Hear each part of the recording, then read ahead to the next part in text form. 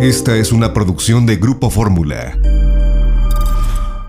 Muy buenas noches, saludo con gran cariño al auditorio de Telefórmula, que en este momento se enlaza con los trabajos de esta emisión. Le agradezco muchísimo su compañía, por supuesto, si usted nos sigue a través de la radio y las plataformas de internet, muy agradecido por seguir con nosotros. Entre ayer y hoy murieron 322 personas, le pido por favor que se siga cuidando. Pfizer dice que su tercera dosis tiene ya una eficacia probada del 95%, y bueno, pues en esas estamos. Daniel Ortega sigue con su deriva autoritaria, arresta al presidente de la patronal, el señor Gili, lo acusa de traición a la patria, lavado de dinero y además de intento de golpe de Estado. Además se anuncia que Sergio Ramírez, el premio Cervantes, se exilia en Madrid ante el deterioro político que vive Nicaragua. Trump anuncia su propia red social, le va a llamar La Verdad, ese es el anuncio que hace Trump. Le comento que bueno, pues polémica enorme sobre los dichos del presidente sobre la UNAM. En el Senado de la República se gritó un Goya. Esto dijo el presidente. Hasta la UNAM se volvió individualista, defensora de estos proyectos neoliberales. Perdió su esencia de formación de cuadros, de profesionales para servir al pueblo. Pues eso dijo el presidente y como le digo, hay una oleada de reacciones. Yo les recuerdo, revisen las clasificaciones, la UNAM es una de las mejores universidades del mundo. No lo dice la propia UNAM, sino las clasificaciones. Le da a este país prestigio, le da efectivamente diálogo e interlocución con las, digamos, corrientes de vanguardia en el pensamiento, en ciencias de la materia, ciencias de la vida y, por supuesto, ciencias humanas y políticas. Le da movilidad a sus estudiantes, pero hay algo que ni desde Palacio, el más popular de los presidentes, puede, en este caso, apoyar, es orgullo. La comunidad universitaria está orgullosa de su escudo, está orgullosa de su tradición y está orgullosa de su proyección. En fin, toda una polémica sobre el particular. También hoy hubo una polémica que viene desde la OMS. El titular de la OMS le dijo al presidente, pues estoy esperando que tengamos un diálogo y si usted quiere dialogar sobre temas específicos, envíeme a sus expertos. Esto dijo. Así que esta es la primera vez que recibo información sobre sus preocupaciones. Y segundo, si están interesados, pueden enviar expertos para ver cómo lo hacemos aquí. Bueno, pues parte de lo que dijo el titular de la OMS. Fíjese que en Ecuador la Fiscalía de aquel país abre investigación a Guillermo Lasso por defraudación tributaria. No es cosa menor. The Wall Street Journal dice que una parte de Altos Hornos podría declararse en bancarrota para evadir pagos. Se trata de Minera del Norte. Ataque en un bar en Tulum deja 2 muertos. Dana Zucarcuri, 93 años de cárcel. Paro de policías en Acapulco. Bueno, le comento que el INE discute el formato de la boleta de revocación, ya dio a conocer el formato y ahora pues la polémica está en cuáles son los mecanismos para validar o no firmas. Vamos a hacer una brevísima pausa, regresamos en un instante. Bueno, y seguimos con la información. Fíjese que hoy también el presidente de la República dijo, son datos que hay que, por supuesto, tener en cuenta en el análisis cotidiano de lo que ocurre en este país, que la Fiscalía se está tardando con el caso Lozoya. Hoy le preguntaron sobre el caso Rosario Robles, como nos decía Irene Tello, ella y muchas más personas han dicho, oiga, pues sí hay un contraste muy serio, ¿no?, entre estar comiendo pato laqueado y algunas otras delicias ahí en este caso en el Junal y llevar, como Rosario Robles lo lleva, tantos años en la cárcel. El contraste es enorme y por supuesto, por lo menos se puede decir, oiga, pues el protegido en este caso de la Fiscalía, pues está ahí, ¿no? O sea, el contraste es enorme. El presidente dijo, se están tardando. Hoy leí una nota en La Jornada también supongo que no es benéfica para Gertz Manero, que ahora gana más que el presidente. No vaya a ser que Palacio esa noticia, supongo que sí, la revisarán.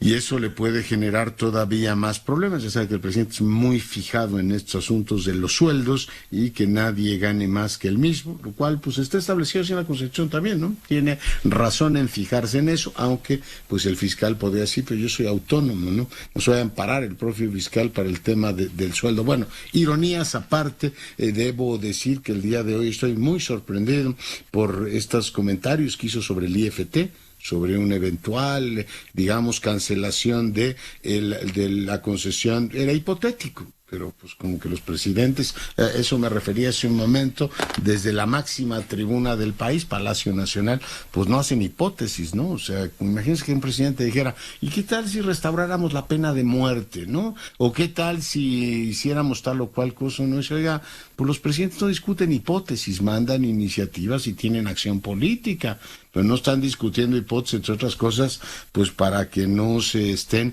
haciendo, digamos, revolturas, o como decía uno de sus predecesores, bolas, ¿no? Es decir, por dónde va el tema. Sabemos que no le gusta la empresa privada, sabemos que las privatizaciones, lo ha escrito desde hace años, que son un robo, y por tanto, pues la de Teléfonos de México le molestará igual que todas las demás. Por cierto, en un momento más vamos con ese tema. Hoy dio a conocer la jefa de gobierno que la Fiscalía, pues, la investigación de la Fiscalía no ha dejado conforme a Grupo Carso, ¿no? Está en desacuerdo con el peritaje de la Fiscalía. Entonces esta operación blindaje igual no está tan impermeable. Pero regreso al tema del presidente para en un momento más ir con el coordinador de comisiones fiscales del Colegio de Contadores Públicos. Yo estoy sorprendido de que todo esto ocurra. Hace unos días le dio palo la Suprema Corte y le dijo, perdón, pero el PANAD no va. O sea, una de tus propuestas, que es crear en este caso, un registro de los teléfonos celulares, tampoco fue. Hoy abrió el tema de la UNAM, de los científicos. Sí creo que le urge tener, pues, no sé, interlocución. Decía como que le falta Scherer, le falta Romo. Hoy leía un artículo de alguien muy cercano a él, que es Agustín Gutiérrez Canet, cercanísimo, en la campaña. Agustín, el embajador Gutiérrez Caneta, a quien le mando un gran saludo, estuvo en el estudio defendiendo el proyecto de López Obrador, y hoy recordaba una cosa dramática, y es que en el programa que presentó el candidato en el 18, el hoy presidente, decía que iban a respetar el servicio exterior y que no iban a hacer lo que el resto de los gobiernos, de estar mandando a políticos a las posiciones más relevantes. Pues ya vio usted, presidente, a quien mandó a París, a quien mandó a Buenos Aires, a quien mandó a Quito, a quien está proponiendo para ir a Madrid, a quien mandó a Londres, a quien mandó a Alemania, a quien mandó ante la Santa Sede. Y entonces uno dice, pues sí, hay algo que no casa entre lo que decían que iban a hacer y han hecho. En algunas cosas han cumplido, pero le hace ver a Agustín Gutiérrez Canet de una manera muy dura que pues eso se prometió, eso se dijo, eso está en los textos, y lo dice Gutiérrez, no lo dice algún crítico del presidente. Por tanto, sí creo que pues ojalá los oiga, ¿no? Que Agustín le diga, oiga, pues presidente, es que prometimos esto y usted está haciendo lo contrario, ¿eh? O sea, no se enoje, es usted muy querido, pero tienen razón sus críticos. Usted no está cumpliendo con esa parte. Y no me extiendo en el único punto donde creo que Agustín Gutiérrez abre una polémica. A veces le pide a Marcelo Ebrard que no lo haga. Pues lo que se le pide a Marcelo Ebrard se le debería pedir a Claudia Sheinbaum, digo yo, ¿no? Es decir, si están en funciones unos u otros, Claudia Sheinbaum ya anda entregando tarjetas, pues bueno, no se le puede decir a uno u otro. A lo mejor el presidente va a decir, piso parejo, se me bajan los dos y a competir, ¿no? O se permite que efectivamente a partir de su desempeño los dos lo sigan haciendo. En fin, dejo ahí la reflexión. Estoy muy sorprendido de esta pues deriva extraña que ha tenido el presidente en los últimos 2 días con estos asuntos que ya le digo han generado en muchos casos una controversia una sobre hipótesis y la otra sobre preconcepciones del presidente sobre la máxima casa de estudios. Vamos a lo que aprobó efectivamente la Cámara de Diputados. Ahora va al Senado. Había un asunto que preocupaba particularmente al gremio de los contadores y por eso le damos la más cordial bienvenida a Juan Ignacio Rivero. Él es coordinador de comisiones de el Colegio de Contadores Públicos de este país, que converse con nosotros. Contador, ¿cómo está? Bien, ¿y usted, Leonardo? Me da muchísimo gusto saludarte, a ti y a tu público. A mí más. A ver, queremos escuchar su punto de vista sobre el particular. He escuchado que hay nuevas disposiciones en la miscelánea y en las leyes que se aprobaron el día de ayer para los contadores. ¿Nos puede ayudar a entender qué cambios hay y también comparta con el auditorio su valoración, contador? Claro, con mucho gusto.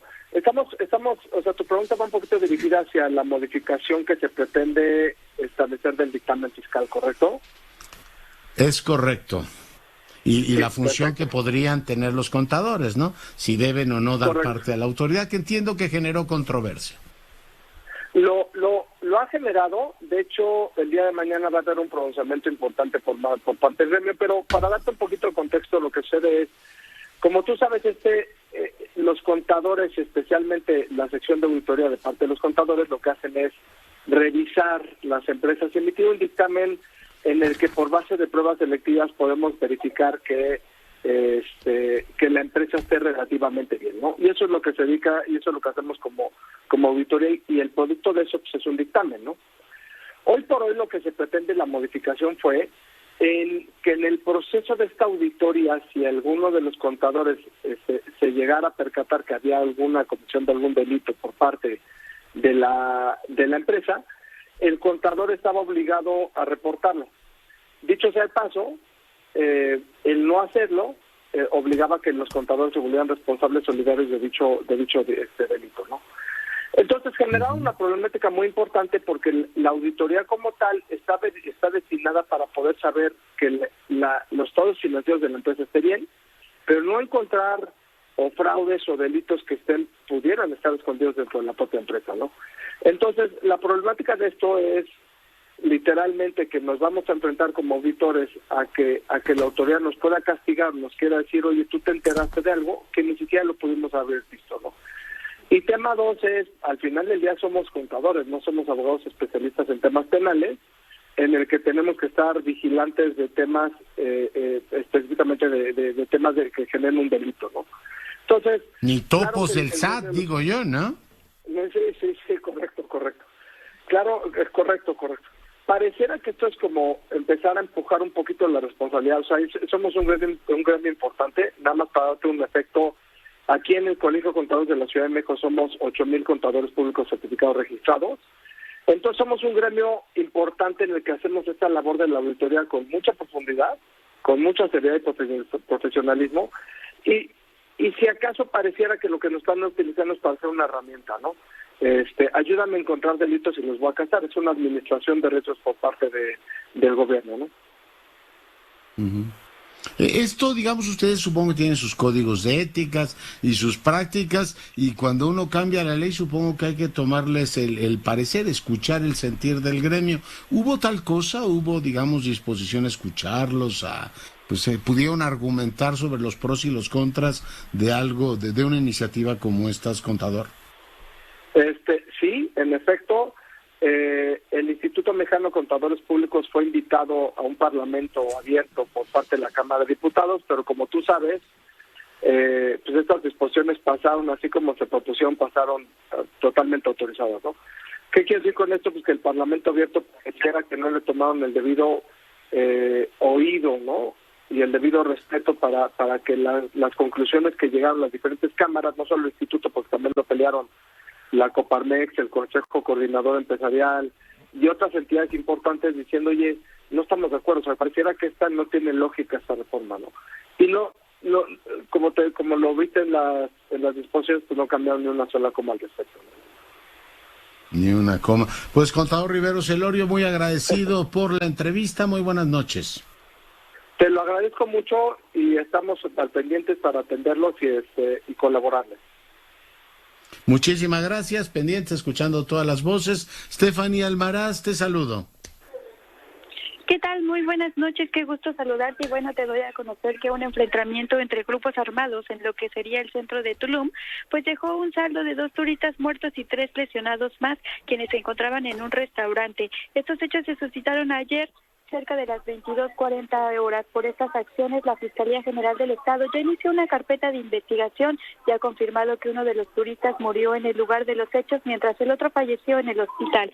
La dependencia informó que tras registrarse este violento hecho, se logró ubicar a uno de los agresores, el cual también ya fue hospitalizado, y ahí es donde se encuentra en resguardo. También se dio a conocer que pues ya la Dirección de Atención a Víctimas de la Fiscalía se mantiene en comunicación con los representantes consulares de las víctimas, en tanto el inmueble denominado La Malquerida, donde ocurrieron los hechos, fue asegurado. Hasta ahora el resto de los responsables...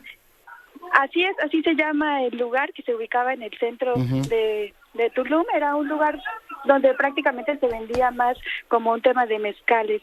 Ahí fueron ya también, este lugar fue asegurado y pues hasta ahorita no se ha encontrado a los responsables. Destacarte que un hecho importante pues es que esto se dio después de que el presidente municipal de Tulum dijera que se separaría del mando único, que si bien iba a colaborar y participar con el gobierno estatal, pues ellos estarían encargados de la seguridad del lugar. Este es mi reporte. Muchas gracias, Stephanie. Seguimos con la información.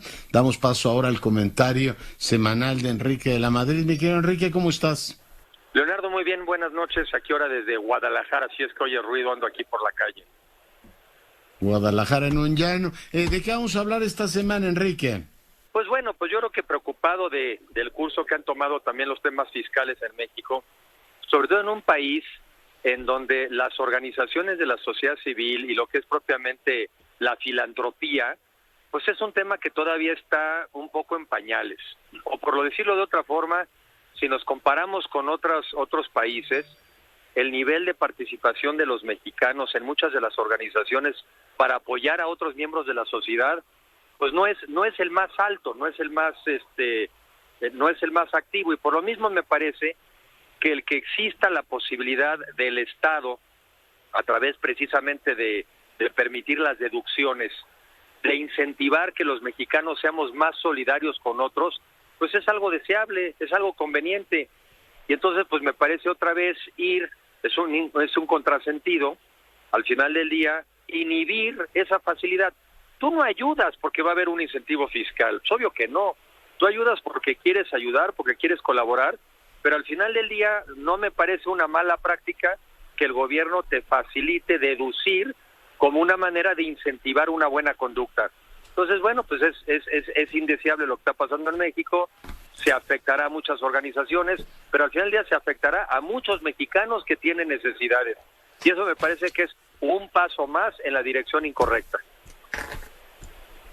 Sí, efectivamente ahí está el tema, y bueno, pues son miles de organizaciones que hacen muchas cosas por los demás, empezando por la Cruz Roja y terminando por la que puedas imaginar. Oye, tú que estás en contacto con los jóvenes y los oyes tanto, hoy escuchamos al presidente referirse a nuestra Universidad Nacional, Enrique, y la vuelve a tipificar de individualista. Yo no sé qué mensaje está mandando a los más jóvenes de este país, que se están preparando, que estudian, como se dice coloquialmente, que le echan ganas para salir adelante, y bueno, pues viene esta especie de balde de agua fría diciendo que esa es una ideología individualista y que se aleja de los espíritus comunitarios y solidarios, Enrique. Pues mira, yo lo que creo, al final del día, yo creo que en México y en el mundo tenemos que hacer una buena combinación de dos cosas. Una, sin duda, yo creo que en la búsqueda del bien individual, en la búsqueda de la superación individual, pues está gran parte de la motivación de cada uno de nosotros como seres humanos. Tenemos derecho a aspirar, ¿verdad?, a una vida digna, a tener una vivienda, a poder vestir bien, a poder comer. Esos son, yo creo que, aspiraciones absolutamente legítimas. Creo también que vamos a tener que hacia adelante que también combinar esos deseos individuales con una visión más colectiva, con una visión más solidaria. Pero me parece que va a ser la combinación lo que funciona, no es una mala y la otra es buena, es la combinación, Leonardo, y me parece que pues dan muy buenos discursos, pero qué malos resultados, ¿no? O sea, son muy buenos para andarnos dando doctrina todo el día, pero pues que lo validen con buenos resultados. Y yo creo que al final del día lo que importa son los resultados. Y en eso como país no vamos bien, y menos andarnos polarizando, sermoneando, criticando. Yo creo que los mexicanos necesitamos unidad, necesitamos entendernos entre nosotros, necesitamos hablarnos con respeto y entender que somos una sociedad diversa, pero tenemos que encontrar puntos de encuentro. Qué pena que sigamos en la polarización como estrategia, eso no le ayuda al país. Sí, no le ayuda. Y como dices, el tema individual, digo, los dos asuntos que estamos conversando, por un lado, yo sigo admirando que haya miles, millones de personas en nuestro país, Enrique, que deciden ayudar a niños de la calle. Podrían no hacerlo, pero hay mucha gente que lo hace, que atienden a migrantes desposeídos, que hacen, pues, digamos, una labor extraordinaria con grupos vulnerables, y lo hacen porque creen que su vida adquiere efectivamente un significado así, y muchos jóvenes que a partir del estudio y la motivación van también transformando su vida y la de sus familias, que creo que tienen todo el derecho a hacerlo, y efectivamente el Estado, pues en vez de darles doctrina, debería facilitarles las condiciones para que su vida sea plena y satisfactoria, Enrique. Pues sí, porque a ver, luego no es un contrasentido, aparentemente entonces es malo ser individualista y ser aspiracionista. Está bien, vamos a volvernos todos colectivos. Pero te quito los incentivos para que lo seas. Te quito entonces los incentivos fiscales para que te vuelvas más comunitario, más consciente del medio ambiente, que te vuelvas más consciente de la sociedad. Pues por fin, ¿cuál es el mensaje? ¿No? Individualistas no, pero tampoco ayudar a la comunidad, y ahí también te quito los incentivos. Pues es un mensaje muy contradictorio, francamente, muy confuso, y por eso yo creo que el mexicano anda muy confuso y muy confundido con el camino del país. Ciertamente. Enrique, te mando un gran abrazo y saludo a todas las personas que nos escuchan y ven allá en Guadalajara. Un abrazo afectuoso y saludos al auditorio.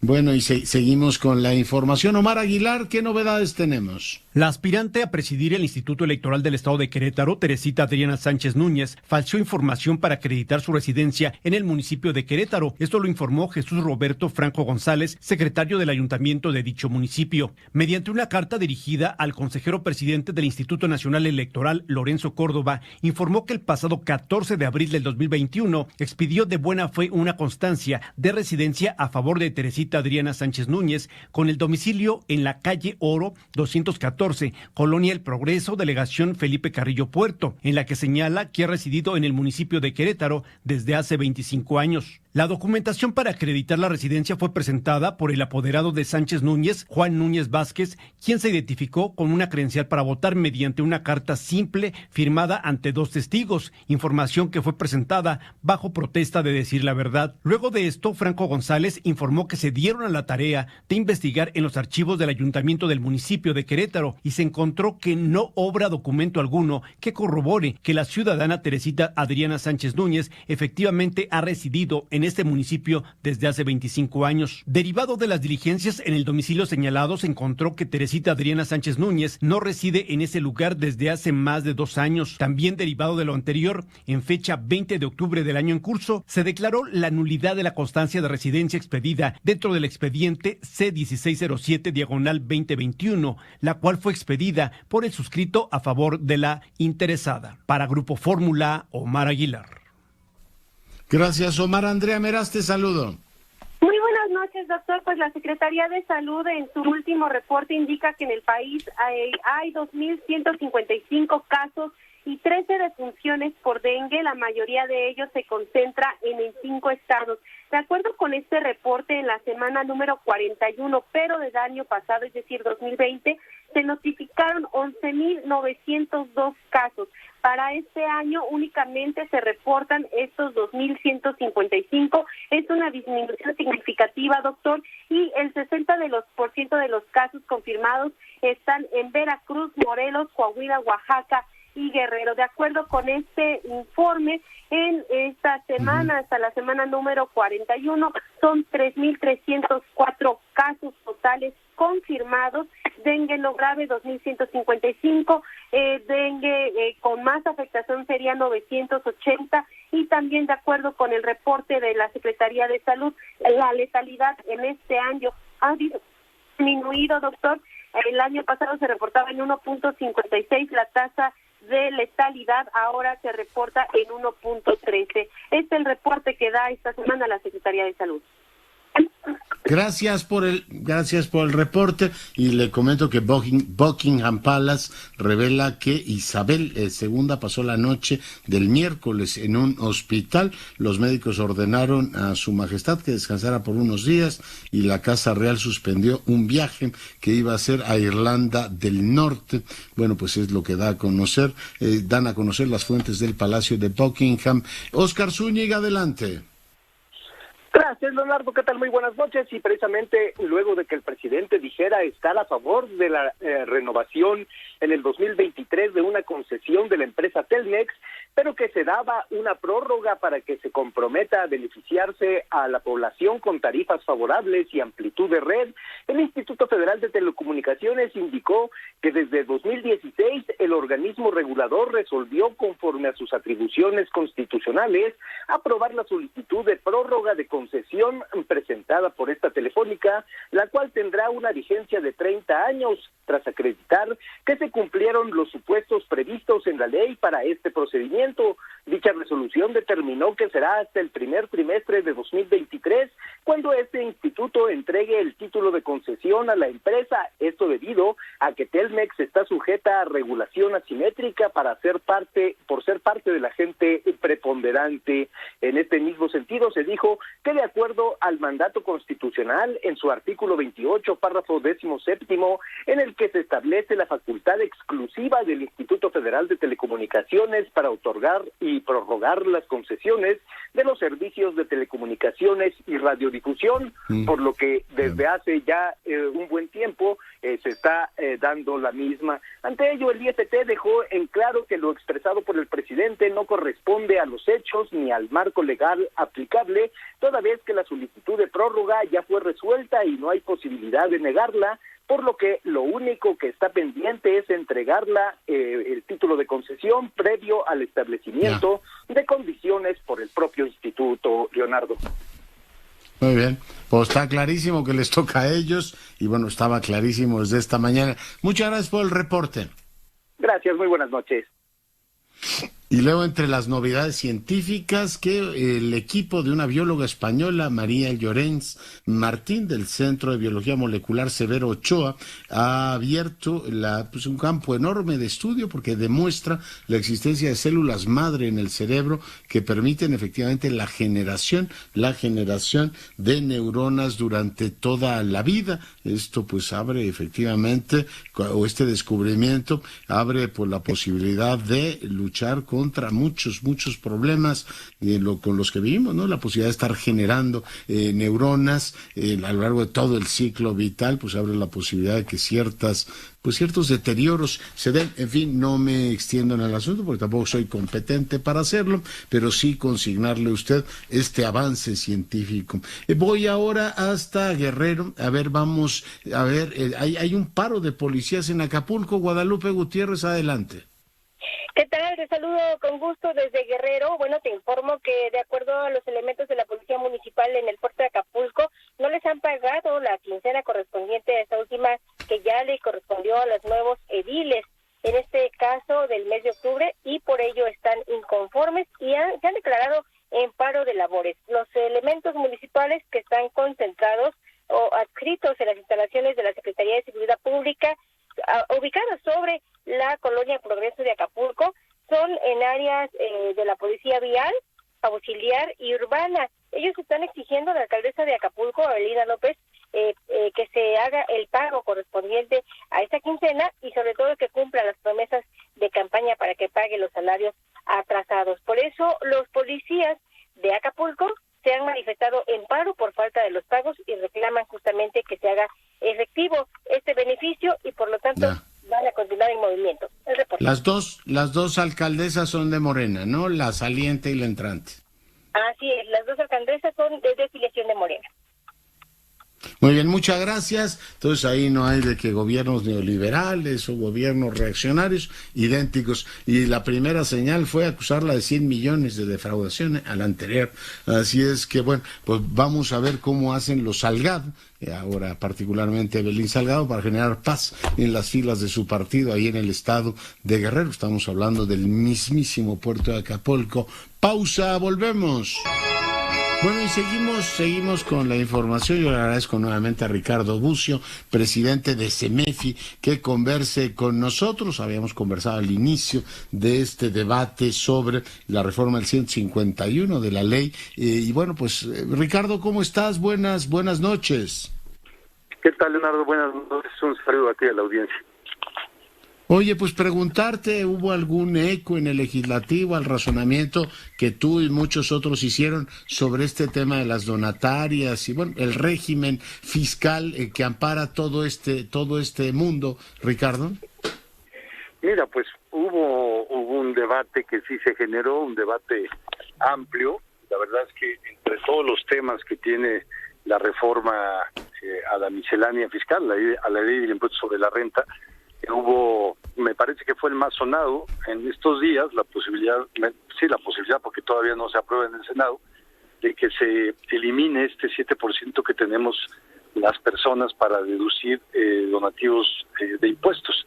Entonces, hubo, me parece, mucha información que tuvieron los grupos parlamentarios. La mayoría como grupos parlamentarios se manifestaron a favor de que no se elimine esta perspectiva, pero en realidad los votos de la fracción parlamentaria de Morena y de sus aliados, pues tomaron una decisión de aprobar prácticamente la reforma con algunas modificaciones que se le hicieron, pero en los términos que se recibió de parte del SAT. Ahora esperamos que haya una posibilidad de diálogo y de escucha diferente, ojalá mejor y mayor, con el Senado de la República. Sí. Oye, preguntarte, la titular del SAT insiste en que, por ejemplo, la mayor parte de las donaciones, las organizaciones de sociedad civil, las reciben de las personas físicas, de las personas morales, y que ese asunto no se tocó. ¿Es correcto este punto, Ricardo?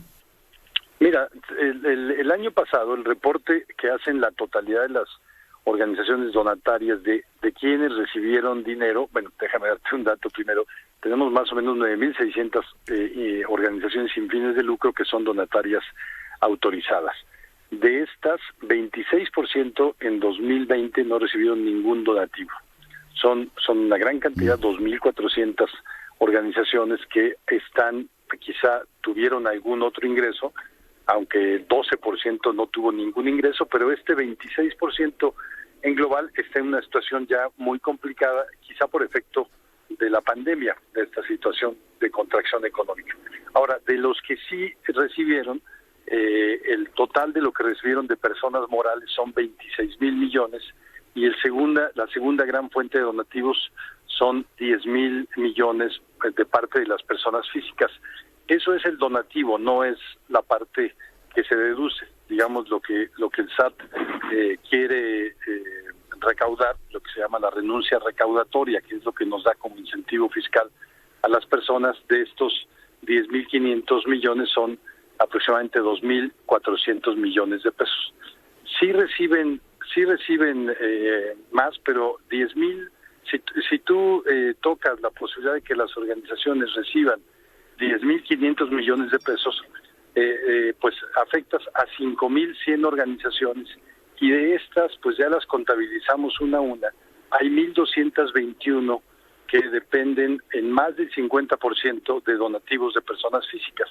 Solo las organizaciones que dependen al 100% son 325 organizaciones, ¿no? Y ahí hay otras 200 que dependen en 90% más, y otras 200 que dependen en 80% más.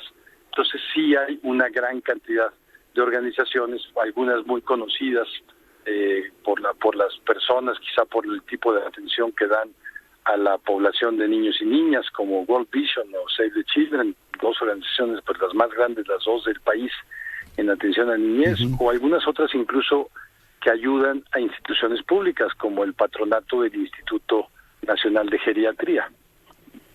Claro. Muy bien. Oye, pues ahí está, ahí son datos y elementos importantes. Si no te importa, platicamos después. Vamos a ver cómo lo reciben los senadores y cómo evoluciona la discusión, Ricardo.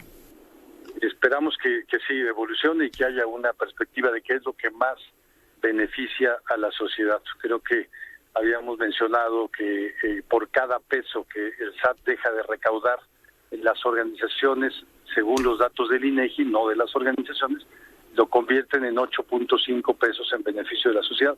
Me parece que económicamente es muy redituable para la autoridad fiscal. Lo sé y lo es, y para la sociedad en general. Muy agradecido, presidente, cuídate. Gracias, Leonardo. Un abrazo. El presidente de CEMEFI. Y bueno, pues quiero decirle que el presidente de la República hoy recibió a Evo Morales, y yo le voy a leer 2 párrafos antes de ir con mi compañero Javier Lozano a la pausa musical del Latinobarómetro, porque es importante, yo entiendo que Evo Morales sea muy popular y se haya hecho toda una narrativa de fraude electoral, pero estos son 2 párrafos del Latinobarómetro. Dice, Morales fue electo presidente por primera vez en 2006 y reelecto en el 10 con abrumadora mayoría. En la nueva Constitución formulada bajo su mandato, el presidente tenía originalmente derecho a ser reelegido una vez, es decir, 2 mandatos. Cabe señalar que los informes de ese año pues registraron importantes avances en la democracia. El presidente Morales trató de justificar su tercer mandato con el argumento de que el límite de la reelección consecutiva quedó como una ley en la nueva Constitución después de su primera elección.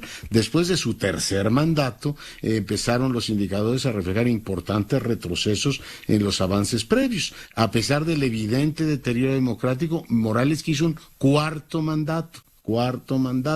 Este era el más complejo de justificar, dado que perdió el plebiscito para reformar la Constitución que incluía el derecho a reelegirse. Después de su derrota, Morales insistió ante el Tribunal Constitucional y consiguió autorización para ser candidato. La cuarta elección, luego de 13 años en el poder, desató una crisis política que culminó con la renuncia de Morales el 10 de noviembre del 19, luego de que la OEA emitiera un informe según el cual dijo hubo fraude en la elección. Después de la dimisión de Morales, un gobierno interino llamó a las elecciones que tuvieron lugar un año después. El 25 de octubre, Bolivia elige a Luis Arce como presidente con un 88% de participación electoral y obteniendo el 55% de los votos. Eso termina de comprobar que en octubre del 19 no hubo fraude, puesto que el movimiento de Morales tiene una amplia mayoría de apoyo. Esa es la historia. Pues nos podrán contar que hubo golpe y que un mártir y todo lo demás, pero pues esta es la historia política de Bolivia y está escrita ahí en el documento de Latinobarómetro. Vamos a la pausa musical.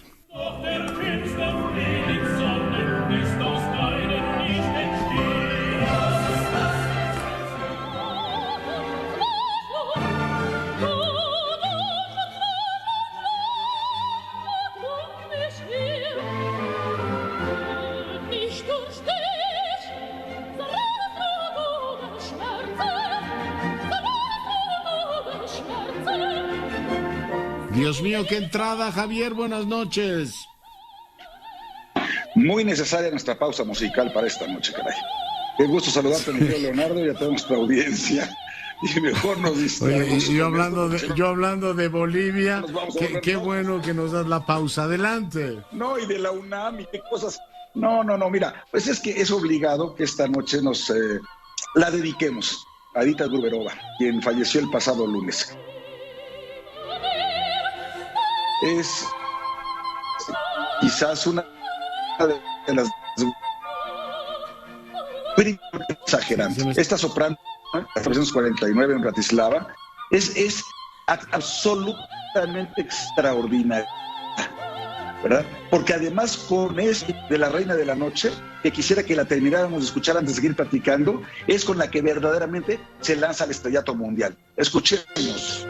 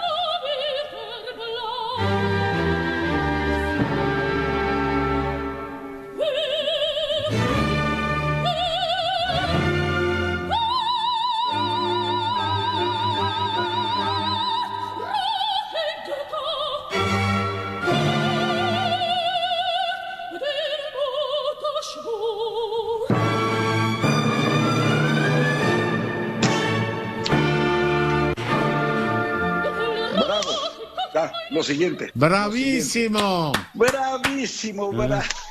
¡Qué cosa! ¿Verdad que no puede ser? De las Sopranos Coloratura, vamos a la siguiente obra, por favor. De las Sopranos Coloratura, verdaderamente la Gruberova, sí creo que es lo mejor que nos ha dado la vida, ¿no? Y en esta flauta mágica, pues es donde verdaderamente en Viena destaca en los años 70, y de ahí, bueno, pues aborda luego el repertorio del bel canto de Rossini, Donizetti, todo lo demás, pero esto que estamos escuchando, que la conoces perfectamente, es Gilda en Caro Nome, de Rigoletto. Y esta es además la versión maravillosa con Pavarotti, Ingvar Wixel, etcétera, que le hemos puesto en algunos otros momentos aquí en la pausa musical. Y pues aquí nos está hablando ella de pues el amor que siente por este supuesto estudiante, ¿no? Digo supuesto estudiante pues porque resulta que no lo fue. Era es un tarambana, ¿sí? ¿No? Gautier Maldé, que era pues el duque de Mantua, ¿no? Y que era pues el jefe de Rigoletto, que era el bufón de la corte. Pero escucha esta voz, por favor.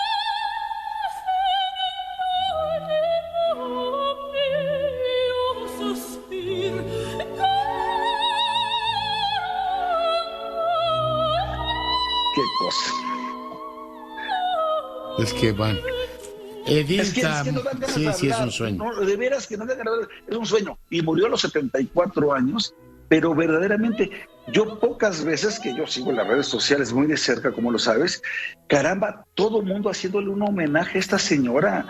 Es que sí, es un antes y un después. Y aquí este papel de Gilda lo hace extraordinariamente bien. Pero te tengo una sorpresa, porque vas a recordar esto.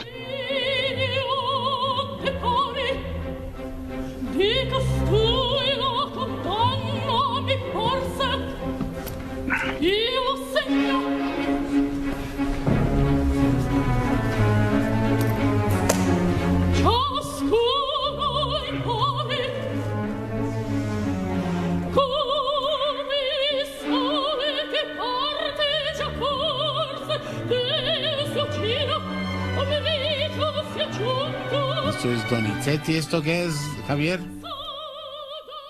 Roberto de Verú. A ver, ¿quién me regaló hace, ¿qué será? Cosa de 14 años. ¿Quién me regaló el DVD de Roberto de Verú? Algún amigo que te debe querer mucho, porque sí es una super ópera, ¿no? María Estuarda de Veré. Algún amigo que ¿sí? Está exactamente. ¿Te acuerdas? Es que estas 4 óperas de Donizetti, y aquí es donde estamos hablando, pero ve ya la edad que tiene. Vela, ve esto.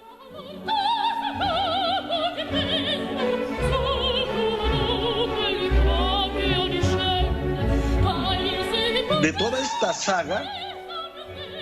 esta saga de óperas que hizo la Elisabetta del Castillo de Kenilworth, Lana Bolena, María Estuarda y Roberto de Veré, ¿no? Y esto es parte del bel canto del que estábamos hablando.